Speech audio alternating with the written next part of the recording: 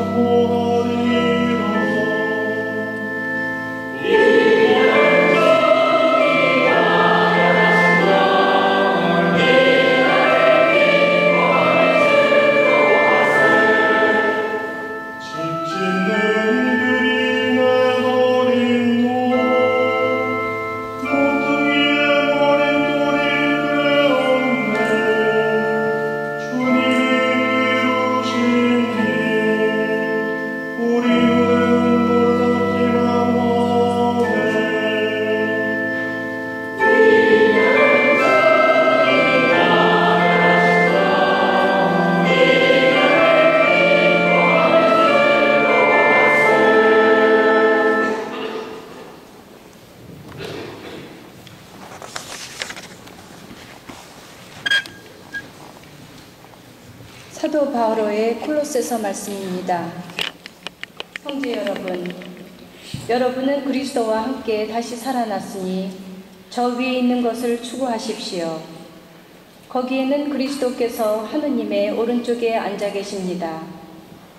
위에 있는 것을 생각하고 땅에 있는 것은 생각하지 마십시오. 여러분은 이미 죽었고 여러분의 생명은 그리스도와 함께 하느님 안에 숨겨져 있기 때문입니다. 여러분의 생명이신 그리스도께서 나타나실 때 여러분도 그분과 함께 영광 속에 나타날 것입니다. 주님의 말씀입니다.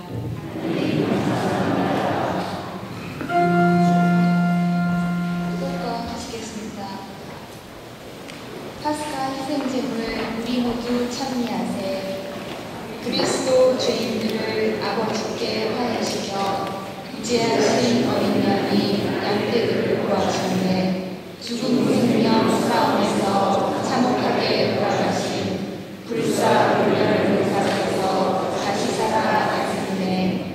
마리아가 무엇을 보았는지 살아나신 주님과 부활하신 주님과 목격자 천사들과 수의롭고 원하는 바에 그리스도 나의 나 죽음에서 부활하네. 너희보다 먼저 앞서 갈릴레아 가시리라. 그리스도 부활하신 저희 길을 싸우니 승리하신 이름님 자리를 베푸소서.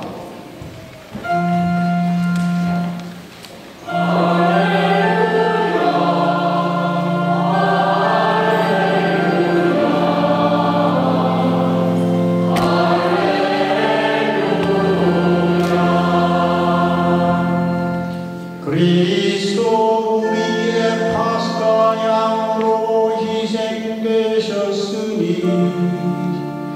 주님 안에서 축제를 지내세.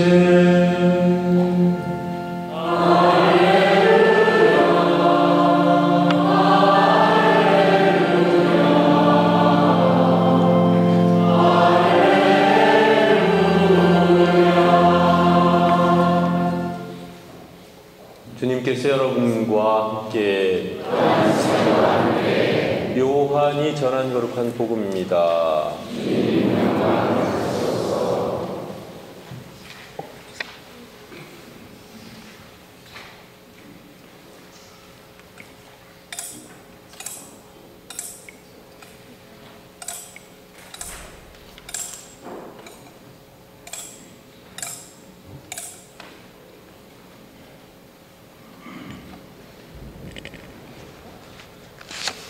주간 첫날 이른 아침 아직도 어두울 때에 마리아 막달레나가 무덤에 가서 보니 무덤을 막았던 돌이 치워져 있었다. 그래서 그 여자는 시몬 베드로와 예수님께서 사랑하신 다른 제자에게 달려가서 말하였다. 누가 주님을 무덤에서 꺼내갔습니다. 어디에 모셨는지 모르겠습니다. 베드로와 다른 제자는 밖으로 나와 무덤으로 갔다. 두 사람이 함께 달렸는데 다른 제자가 베드로보다 빨리 달려 무덤에 먼저 다다랐다. 그는 몸을 굽혀 암압포가 놓여있는 것을 보기는 하였지만 안으로 들어가지는 않았다. 시몬 베드로가 뒤따라와서 무덤으로 들어가 암압포가 놓여있는 것을 보았다. 예수님의 얼굴을 쌌던 수건은 암압포와 함께 놓여있지 않고 따로 한 곳에 개켜져 있었다. 그제야 무덤에 먼저 다다른 다른 제자도 들어갔다. 그리고 보고 믿었다. 사실 그들은 예수님께서 죽은 이들 가운데에서 다시 살아나셔야 한다는 성경 말씀을 아직 깨닫지 못하고 있었던 것이다. 주님의 말씀입니다.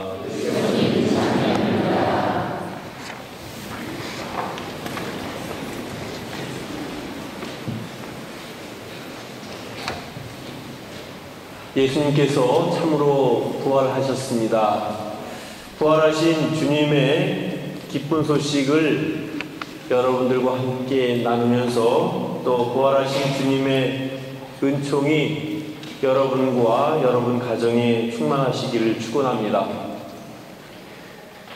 오늘 복음에서는 예수님의 부활을 이렇게 전합니다. 안식일 다음 날 아주 이른 아침에 예수님의 무덤을 찾는 이가 있었습니다. 그녀는 바로 막달라 여자 마리아라고 하는 그런 사람이었습니다. 그는 예수님의 무덤에 홀로 그 이른 시간에 갈 수 있을 만큼 예수님에 대한 사랑이 남달랐던 것입니다. 그런데 정작 무덤에 가보고 나서 깜짝 놀랐습니다. 왜냐하면 무덤이 열려져 있었던 것입니다. 무덤이 열려져 있다는 것은 무덤 안에 무슨 일이 발생했다는 그런 이야기가 되겠죠. 그래서 당황한 마리아 막달레나는 일단은 베드로와 또 예수님께서 사랑하는 제자에게 가서 그 사실을 알립니다. 그 알릴 때 하는 말을 우리가 주의 깊게 들어야 될 필요가 있습니다. 누가 주님을 무덤에서 꺼내갔습니다. 어디에 모셨는지 모르겠습니다. 그러니까 마리아 막달레나는 예수님을 그렇게 가까이에서 모셨고 사랑했고 그랬지만 예수님께서 그렇게 자주 3번에 걸쳐서 당신께서 부활하리라는 이야기를 하셨지만 설마 부활하리라고 상상조차 하지 못했던 것입니다.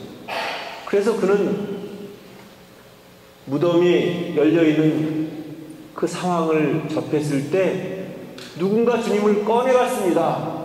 이렇게밖에 생각할 수가 없었던 것입니다.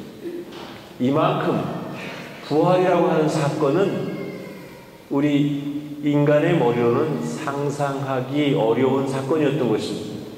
그 이전에도 없었고 또 그 이후에도 없는 사건이기 때문에 그렇습니다. 이어서 베드로와 다른 제자가 무덤으로 달려가 보았지만 역시 빈 무덤뿐이었습니다. 이에 대해서 오늘 복음은 이렇게 표현하고 있습니다. 그들은 예수님께서 죽은 이들 가운데서 다시 살아나셔야 한다는 성경 말씀을 아직 깨닫지 못하고 있었던 것이다. 그만큼 부활을 인간의 머리로, 인간의 지식으로 깨닫는 것은 아마 불가능한 것일지도 모르겠습니다. 그렇기 때문에 여기에 참된 믿음이 필요한 것입니다. 하지만 베드로를 필두로 해서 제자들은 주님의 부활을 확신하게 되었고 드디어 여러 사람들 앞에서 부활을 용감하게 증언하게 됩니다. 오늘 두 번째 나온 독서가 바로 그런 내용입니다. 그래서 우리는 그분께서 유다 지방과 예루살렘에 하신 모든 일의 증인입니다. 그들이 예수님을 나무에 매달아 죽였지만 하느님께서는 그분을 사흘 만에 일으키시어 사람들에게 나타나게 하셨습니다. 그리고 덧붙여서 우리는 그분과 먹기도 하고 마시기도 하였습니다. 그렇게 확인합니다. 뿐만 아니라 죽음이 두려워서 다락방에서 덜덜 떨면서 밖에 나오려고 하지 않았던 그 제자들이 어느 날 갑자기 밖으로 나와서 죽음을 무릅쓰고 우리 스승이신 예수님이 부활하셨다고 증언할 때에는 그만한 확신이 있었던 것입니다. 그냥 그럴까 말까 설마 그런 마음으로는 죽음을 무릅쓴 일은 할 수가 없는 것이죠.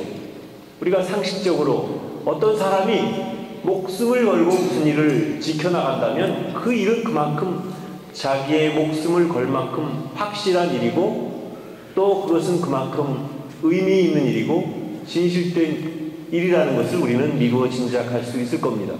바로 제자들이 그런 모습을 우리에게 보여주었습니다. 그렇기 때문에 우리는 예수님의 부활이 확실하다는 것을 알 수가 있습니다. 비록 우리는 그 현장에 없었지만 바로 그 부활의 현장에 있었고 부활을 깨달았던 제자들의 변화된 삶의 모습을 통해서 우리는 간접적이나마 이들이 주님의 부활을 체험한 것이 확실하구나 하는 확신을 가질 수가 있는 것입니다. 그래서 우리는 사도신경에서 이렇게 고백합니다. 사흘날에 죽은 이들 가운데서 부활하시고 하늘에 올라 쭉 나가면서 영원한 삶을 믿나이다.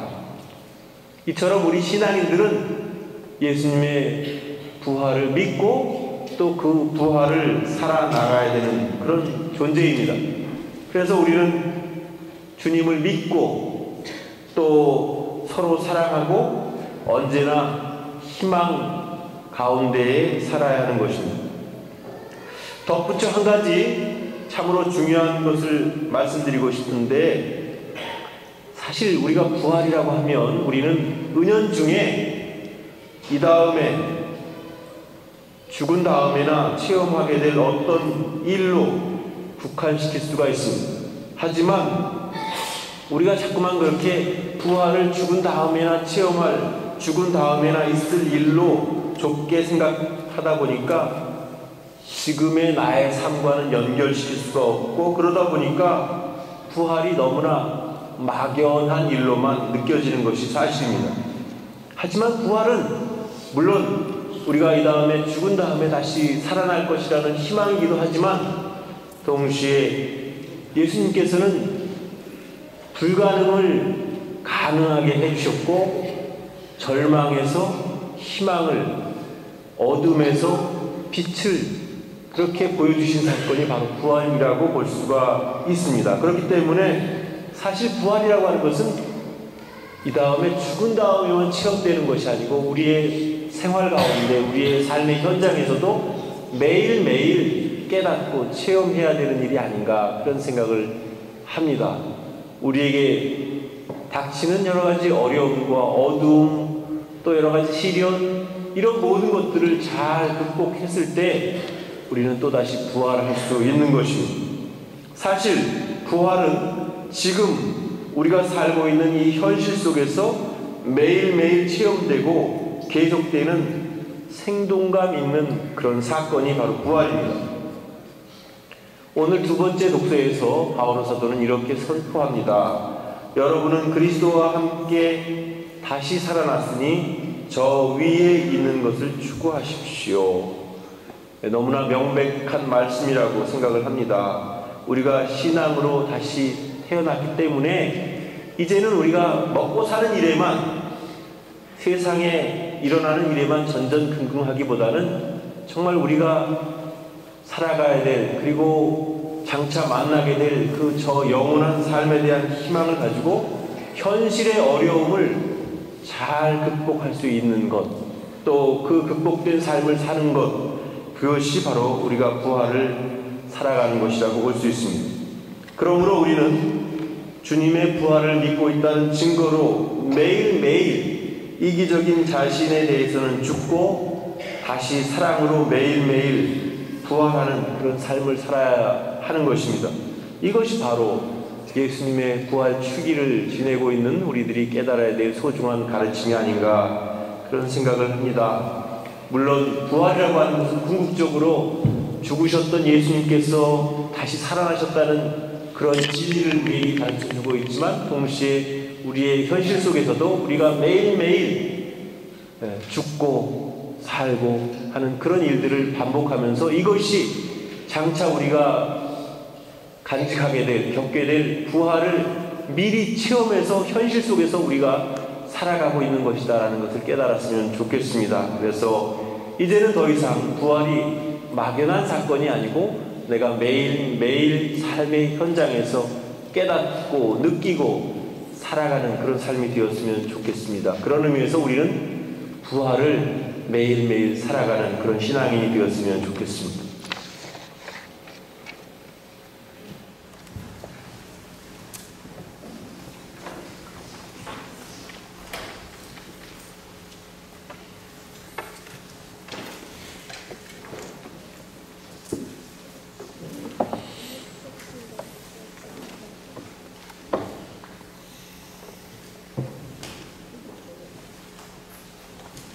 동안회가 129번입니다.